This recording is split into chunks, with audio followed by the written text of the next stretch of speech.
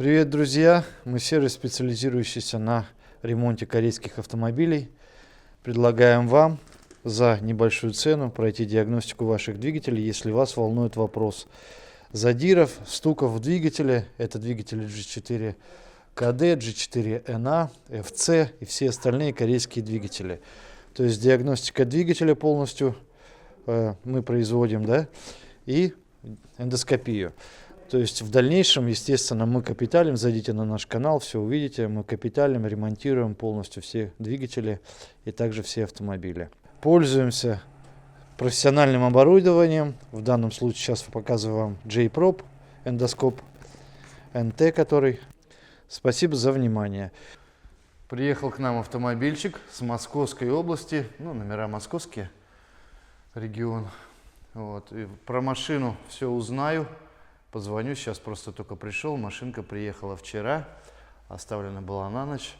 Позвоню владельцу, всю историю у него узнаю автомобиля. Так, изначально машина 12 год, Hyundai AX35, комплектация средненькая, есть большая магнитола, состояние машины среднее, вижу, что уже полностью затерта там сиденька, кожзам, вот. Кресло вот в том месте, вот там в том месте здесь все заломано. Пробег 130, G4 KD. Сейчас заведем, послушаем. Так, 134 тысячи пробег, машина автомат.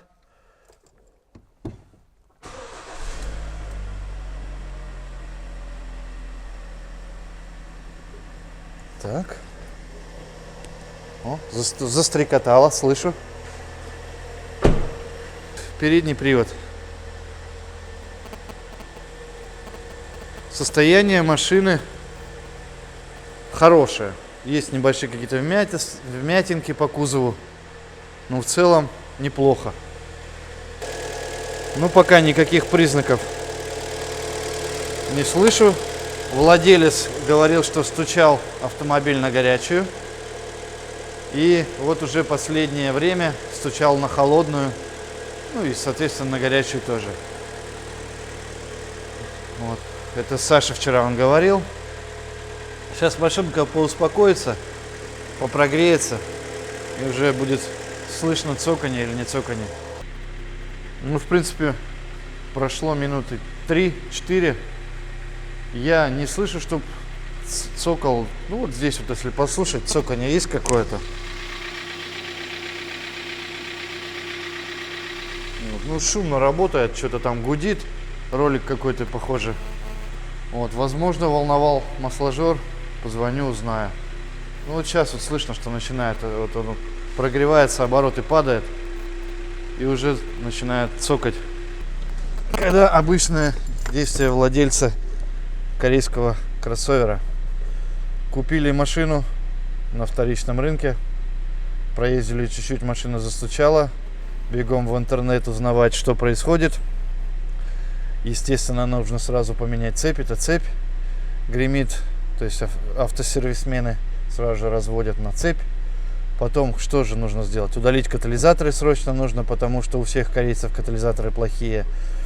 Вот, хотя это неправда. Здесь они нормальные на кроссоверах, именно на Рио и на Сидах плохие. Вот. Но потом, что остается? Только капиталка. До последнего тянем и не верим, что у нас двигатель сам сломался. На все навесное думаем и на все остальное. Так.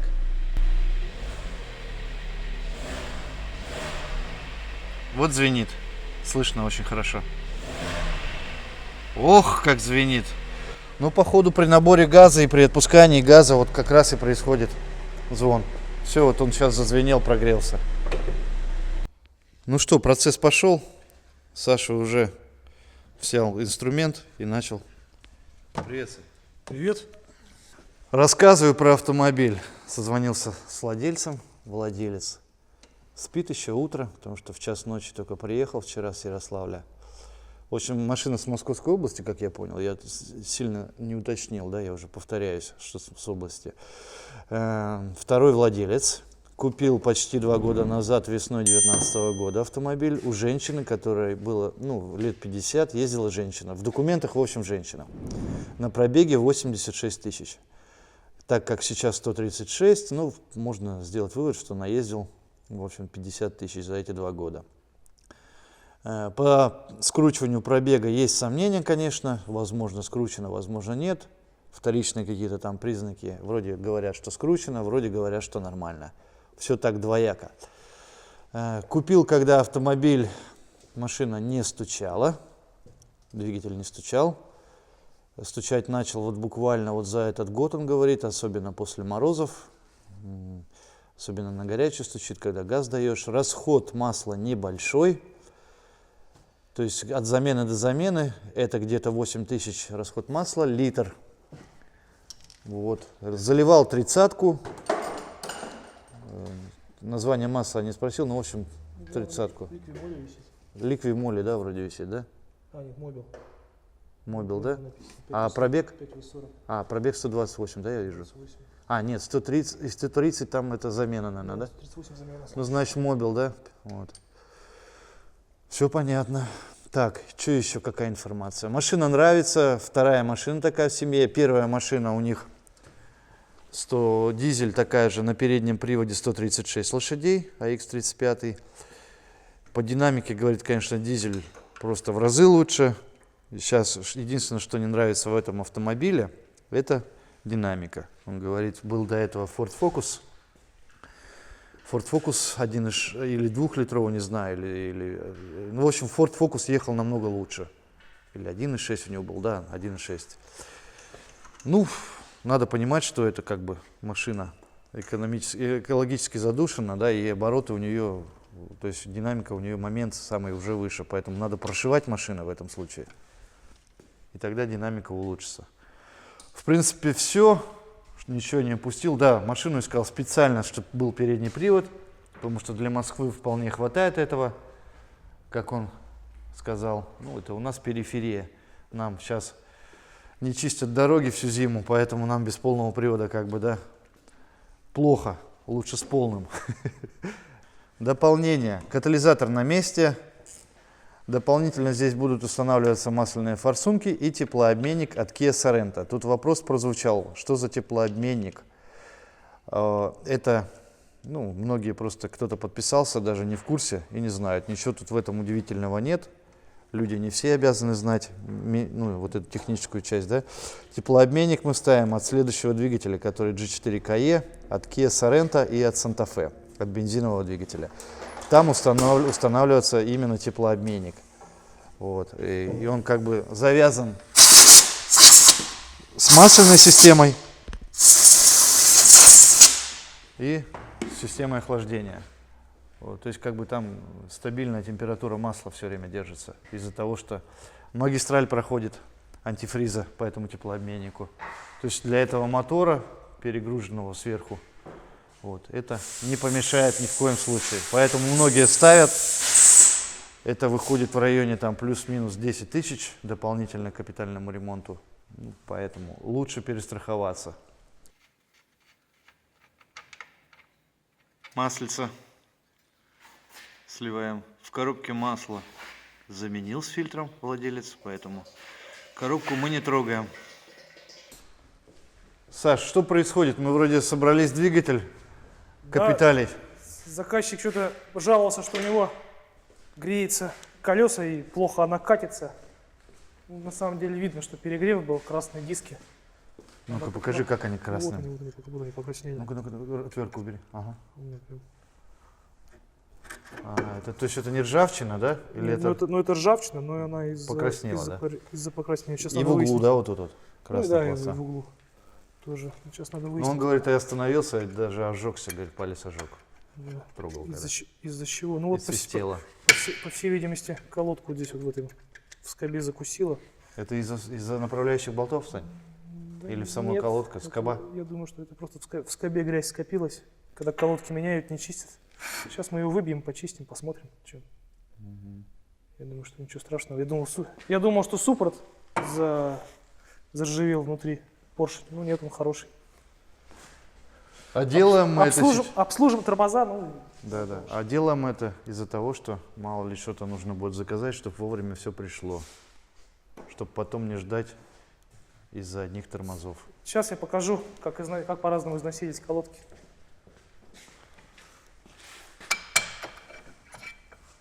Вот так вот выглядит внутренняя колодка. Большая, да? Ты имеешь в виду? Ну да, а наружнее что я Да. достать даже не могу. Большая колодка. Ну, это же проблема у поршневых суппортов. Это проблема, когда не обслуживают машину. А. Это главная Сань. проблема. А у новых машин то же Что? самое, блин. Че? А какая разница? Это любая машина. Если ты не будешь каждое ТО, каждую замену масла желательно, раз в 10 тысяч, грубо говоря, да, разбирать все, Направляющие смазывать, да? направляющие смазывать, да, чистить посадочные места, вот здесь вот под суппорт. То будет все равно износ неравномерный, да, всегда? Да? Ты про это? Ну, ничем хорошим это не закончится, вот видите, просто разница. То есть вот эта накладка Да, меньше в два раза. она была заклинившая, она не отходила. То есть сейчас мы это снимем, все почистим. И с той стороны то же самое сделаем, чтобы к этому потом уже не возвращаться. Чистятся, друзья, вот эти вот места посадочные. И, соответственно, нужно будет посмотреть направляющие. Направляющие еще. ходят. Помазать. Да, всё помазать. ходят, да? Да. Слышно даже прям так, что смазка есть там, да. Ну, тогда только почистим вот это, и все заново ставится, и все. Перешли на другую сторону. Тут Саша говорит, Ну а здесь вон колодки. Все, нету одной. Тоже все заклинившее. Ну и я бы порекомендовал поменять бы уже задние тормозные диски, потому что испортил их колодками. колодки испортили тебе. Ну да, ну, колодками испортила диски, причем я так понимаю, что Так и тот диск весь кривой, кстати. Ты тот-то трогал? тут поменяем тоже. Чё ж теперь, если... Причем их, по-моему, недавно меняли. Так, что-то свежо выглядит. Оказывается, колодки здесь с этой стороны вообще были другой фирмы. Ну да, что-то, видать, какая-то странная замена была. То ли с той стороны, видать, поменяли колодки, а с этой оставили старые. Еще накладка была Ну, разрушена, да? она, да, я вот колодку снял, и накладку снял, можно здесь посмотреть. Сейчас временно поставлю. Потом будем колодки менять. Вот она, видно. Ну вот, вот. С тормозами все покончено, сейчас все собрали, сейчас закажет все, что необходимо. Потом это вместе со сбором двигателя все сделается. Вверх, сверху, под капотом все отсоединено. Сейчас Саша уже отсоединяет все снизу, подрамник снял, остались последки. Сейчас закатываем стол, вынимаем двигатель, снизу мы это делаем, кто не знает, и начинаем его разбирать. Соответственно, подкапотное пространство освободится, можно будет разбирать, снимать бамперы, вынимать радиаторы для промытия.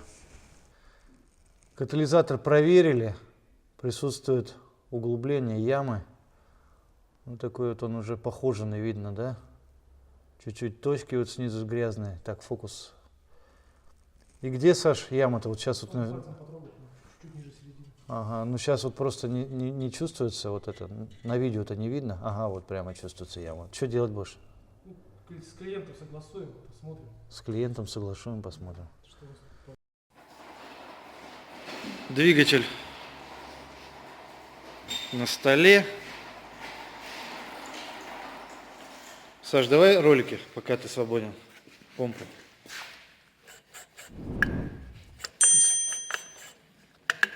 Ну, можно, наверное, поменять. Под замену. Под замену. Под замену. Под замену. Под замену. Под замену. Под замену. Вот так вот выглядит двигатель. Кто не в курсе. Заслонка идеально чистая, кстати.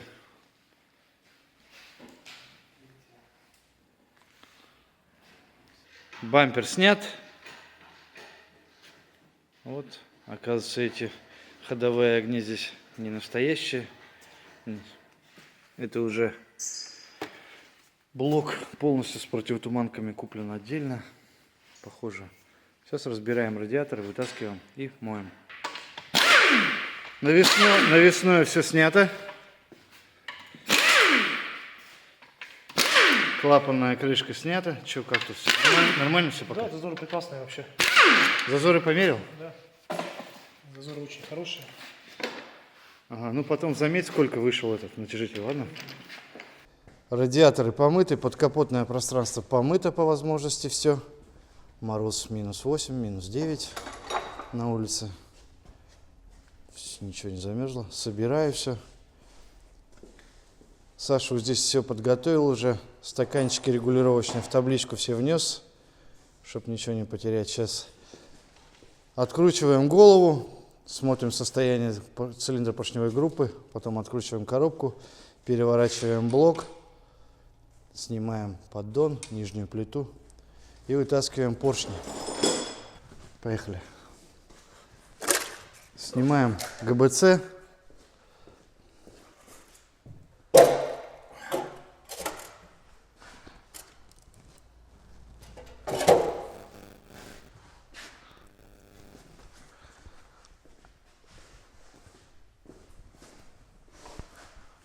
Сейчас Саша посветит. Ненагруженная сторона. Второй, третий. И нагруженная сторона. Второй, третий. Сними в руки, возьми его. Ага. Задиры есть. Есть. Видали мы похоже. Ну, здесь большие довольно-таки задиры на третьем. Внешнюю, это, нерабочую посвети. Ну, тут притертости. Задиров. Притертости, маленькие задирчики есть. Задиров как таковых. Ну-ка, покачни один поршень-то. Да, не все будут качаться еще. Ага. Более-менее еще так терпимо все. Так, не нагружено. Здесь хорошо. Первый отлично совсем.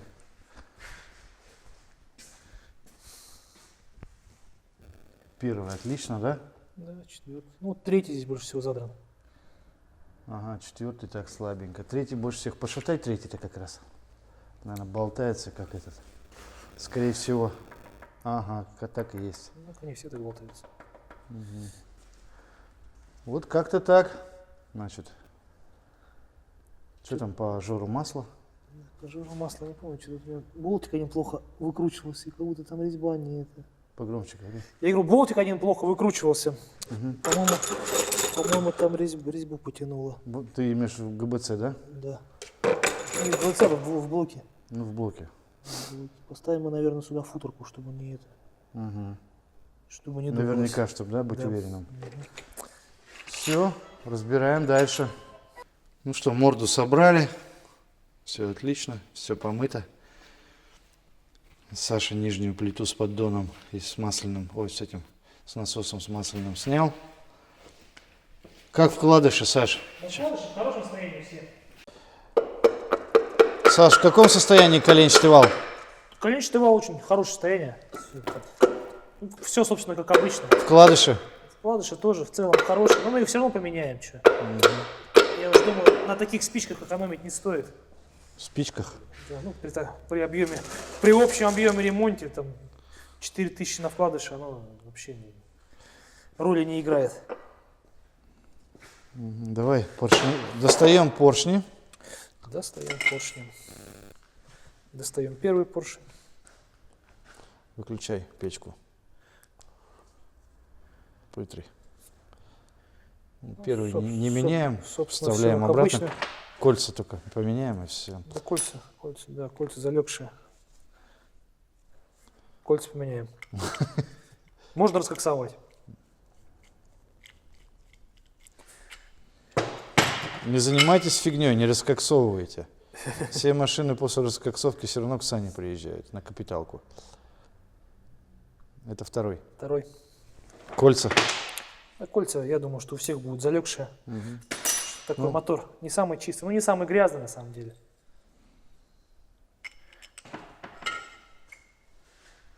Третий. Это не нагруженная, по-моему, сторона. Я думаю, что да. Я думаю, что нагружено это вот это. Угу. У него всех больше и кольца, наверное, больше всех залегшие, потому что больше всех стучал и задиры больше. Сейчас разберем масляный насос, взглянем на него. Ну, я думаю, что там все нормально. Да. По состоянию мотора там должно быть Значит, всё что, хорошо. все отдаем Да. в расточку. Врезаем форсунки сначала. Давай посмотрим. Поршень тебе посмотрели. Колено проверяют, пускай, если что, полируют. Так, ага. Гуси лапки, блин. Все, Насос. насос.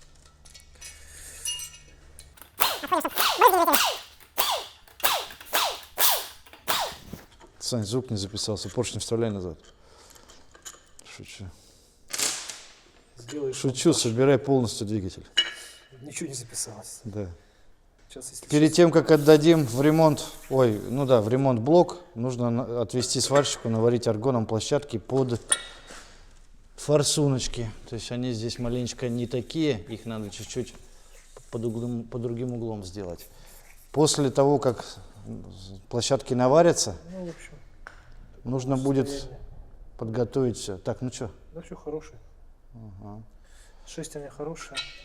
Площадки, когда наварятся, нужно просверлить отверстие под форсунки. И после этого только ввести блок на расточку. Ну, маслонасос в хорошем состоянии. Оставляем, Да, ничего не меняем. не будем менять. Будет он продолжать выполнять свои функции ничуть не хуже, чем до этого. На корпусах тоже ни царапин, ни натертостей особых нету. Ага, вон еще нам блок привезли от КД. Да, Вырезать форсунки. вырезать форсуночки. Ну тогда все. В принципе, сегодня мы форсунки, я уже объяснил, врезать не будем, поэтому снимать этого момент не будем. Саша уже отдельно без меня это все делает. Все, всем пока. Давайте, до встречи.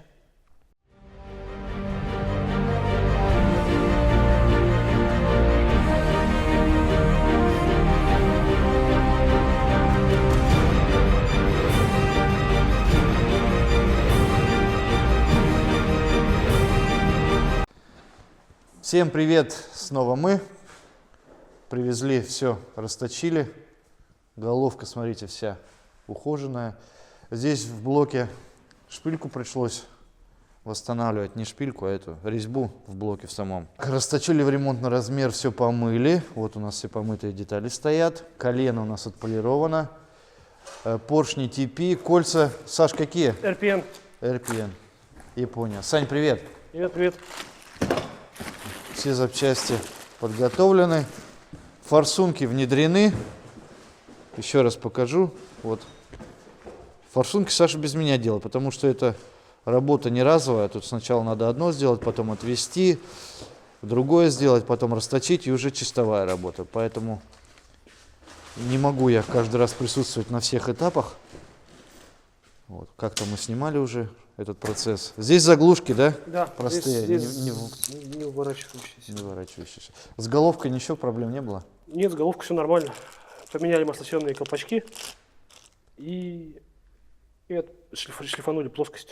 Больше, в принципе, ничего не Ну, делали. естественно, клапана все подготовили, да? Ну, разумеется. Да. Там клапана, в принципе, все держали. Седла, седла. Ты чем проверяешь-то? Как там на давление-то? Вакуум-тестером. Вакуум Ну, тестером. перед тем, как разобрать, проверяется, держится, не держится. И после того, как соберешь, После да, того, по-моему? как соберем, да. Вкладыш оригинал. Чё ты решил поршни ставить такие? Тейки? Уже говорили, по-моему, да. Ну, не знаю, мне по качеству они как-то побольше нравятся, чем... Визуально, да, вообще получше, Ну да? да, и больше, наверное, из-за колец, то что кольца покупаешь отдельно, они чуть подороже, конечно, уходят. Ну, кольца, мне кажется, по качеству повыше все-таки. Ну что, коленвал на месте. Все крутится, все хорошо. Значит, нижняя плита на месте, все затянуто. Сейчас Саша поставил масляный насос. Масляный насос, как вы помните, оставляем старый. Редко, когда с ними что-то случается. Хочу рассказать о теплообменнике, который мы будем устанавливать от Kia Sorento. Те, кто уже в курсе, про все это могут перемотать минутки на 2. Вот, а те, кто первый раз зашел или не в курсе, вот показываю. Отдельно для вас. То есть мы устанавливаем теплообменник от следующего двигателя G4KE 2,4 литра, который объемом. То есть он ставится на Санта-Фе, на Оптимы. Нет, на Оптимы не ставится. Вот. На Sorento. В общем, на все двигатели 2,4. Там стоит теплообменник. Вот так вот он выглядит. Вот номер. Вот так вот он выглядит. вот эти два штуцера вот на эти два шланга, вот два шланга. И уже вот эти два шланга пойдут на сам теплообменник. То есть, ой, на корпус термостата. Корпус термостата, вот он. Он практически идентичен, как от двигателя КД, но только на нем есть еще штуцер для шланга. И также нам нужно заменить крышку для самого вот этого.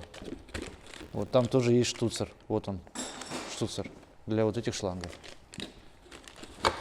Дальше еще нам нужно вот такой вот болт, винт, на который накручивается у нас масляный фильтр. То есть вот сюда вот будет накручиваться масляный фильтр. Места хватает, все хватает. Так, значит, вот здесь вот у нас вот такой номер на этот болт, да. Теплообменник я показал.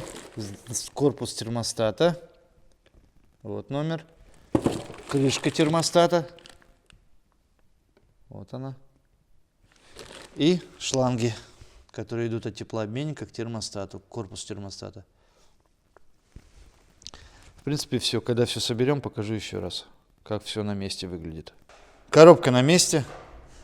Головка блока цилиндров на месте. Все хорошо. Опять отдавали, это у нас уже вошло в постоянство. Отдавали стартер с генератором диагносту. Он нам все почистил, помыл. Покрасил заново все, корпус даже. Вот. Если есть возможность, то или как там? Не менял ничего там? Подшипники, ничего? Нет, он помазал. Просто все смазал, да, подшипники не менял. Щетки, по-моему, поменяли на этом. Ну, щетки это, да, расходник как бы. Вон генератор лежит, все покажем потом. Распредвалы стоят на месте. Все чистенько, все аккуратненько. Цепь стоит, натяжители стоят. Натяжитель стоит, вышел на 3 зубчика. Все по меточкам. Цепь, кстати, новая, забыл сказать. Ну что, практически все навесное на двигателе. Вот у нас новый корпус и новая крышка термостата. Вот они. Вот шланги подходят от теплообменника, которые как раз нам и нужны были. Вот этот шланг идет. У него тут стандартное крепление к блоку. Также и у КАЕ есть, и у КД. И вот теплообменник с фильтром. Вот так все выглядит. То есть это можно сделать, не разбирая двигателя. Если кто заинтересован, можно приехать при замене масла и антифриза, поставить теплообменник для улучшенной стабильной работы масляной системы. Вот, кстати, генератор. В каком состоянии? Посмотрите, вылезан как. Что тут с роликами, Сань? Под замену все. И помпа тоже. Под замену, да. Помпа. Муфты под замену. Что за помпу-то ты ставишь? Оригинал. Это ты захотел так или клиент? А что-то нету ничего приличного, это не оригинального. Поэтому решили так. Машина на подъемнике. Саша позвонил клиенту насчет катализатора, объяснил ему, что там в катализаторе яма, что есть, ну, как бы, можно поменять, пока есть возможность. Клиент сказал, ничего не трогать. Вот. Ну, дело клиентское, что. Тут мы не всесильны. Двигатель готов к установке. Сейчас стол загоняем под машину. Машину на подъемнике опускаем.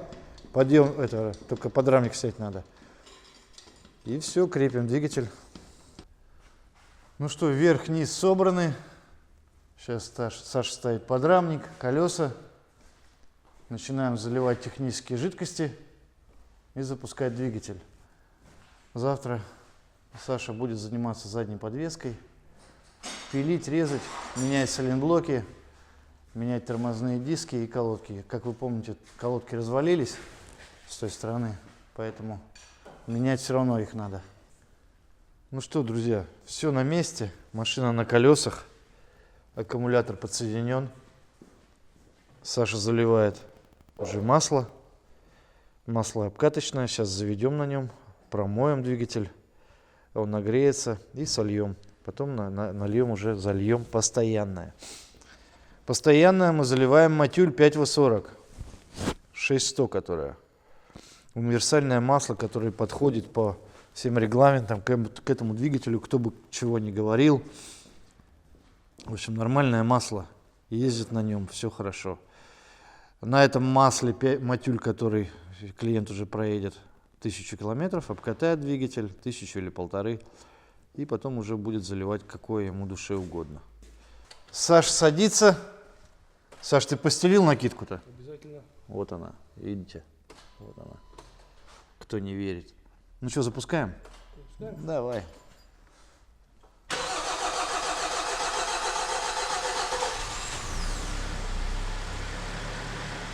Сейчас ждем, когда погаснет давление масла.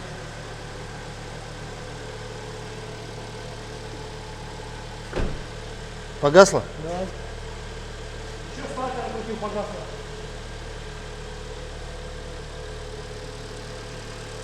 Сейчас наша задача, кто не знает, прогреть двигатель. В это время, пока он греется, осмотреть все течи,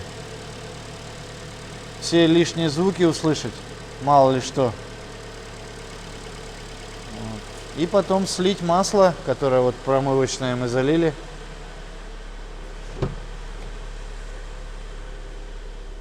Ну что, друг, новая жизнь при 134 тысячах. Работает хорошо, греем, включусь попозже. Подняли машину, смотрим течи. Пока все хорошо, никаких лишних шумов нету, никаких протечек не наблюдается. Продолжаем греть двигатель. Машинка прогрелась, все поработало. Сливаем маслице. Саня заливает матюльчик свеженький. Сейчас зальем. В поддоне 4 литра у нас здесь. Сейчас зальем, еще раз все заведем, уровень проверим. И пускай стоит, тарабанит. Вот, Саша машинки другие будут принимать. И завтра целый день будет тарабанить. Сегодня вечером клиент будет оповещен, что все хорошо, машина завелась. Дай бог, что все нормально. И уже будет в дорогу собираться, выезжать за автомобилем. Запускаем.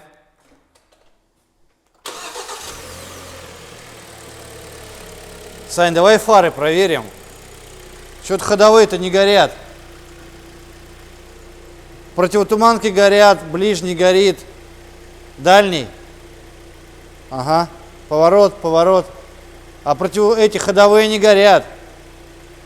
Они там отдельной кнопкой же включаются вроде, да? А? Там нет слева от руля-то кнопки-то никакой.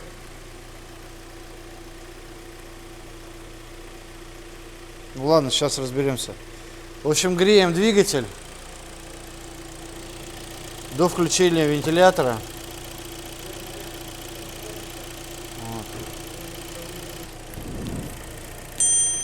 О, горят, Сань. Ну-ка, ну-ка, еще раз. Вот ты сейчас поделал, они загорелись. Ты куда-то там потыкал.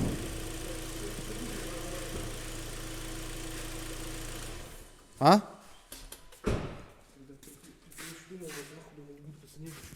А, там какие-то эти проводочки, да, ты имеешь в виду? Угу. Понял, вот этот маленький проводок. Так, ты, Саш, что, как скажешь, как работает движок? Да, очень неплохо вроде работает. Угу. Сейчас подсоединим, ходовые огни покажем. Ну все, дело было не в бобине. Просто кто-то сидел в машине. Есть такая поговорка. Этот проводочек подсоединили, все заработало. Ну что, двигатель работает, все хорошо. Пойдемте в салон. Завтра еще раз повторю, завтра целый день машина будет здесь. Если все нормально, то в среду клиент заберет автомобиль. Уже списались, созвонились. Сколько стоит, можно узнать, написав Саше или позвонив, договорившись уже о ремонте. Так, в принципе, все сказали, все показали, все уже разжевали, грубо говоря. Всем пока. Пока-пока. Забыл сказать, друзья, вот последнее видео. Мотор, Гуталин мотор, да, очень много комментариев. Негативных, положительных. Все жалеют машину, все ругают владельца. Ну, друзья мои, не все должны быть продвинутыми автолюбителями. У кого-то в чем-то гений проявляется в другом. Поэтому ругать человека, который не разбирается в машинах, ну, знаете, это вот все равно, что ругать ребенка в этом. Ну, люди разные. Где-то он гений в другом, где-то вы гений в другом. Поэтому как-то так. Хочу сказать, что по этому поводу. Меняйте масло участников, которые работают сами на себя. Им вредить самому себе невыгодно. И смысла нет самому себе репутацию портить. Вот в таких больших сервисах, как вот этот сервис, в котором менял Kia Rio, не меняйте, потому что на приемке вам задницу вылежут, скажут, что все нормально, и что мы не знаем, про что вы говорите, а на самом деле, что там делают слесаря, никто не ведает. Еще и вас туда не пускают. Вот. Или если вы ездите в такие сервисы, присутствуйте, пожалуйста. Вот. Ссылайтесь на статьи закона, которые разрешают вам присутствовать.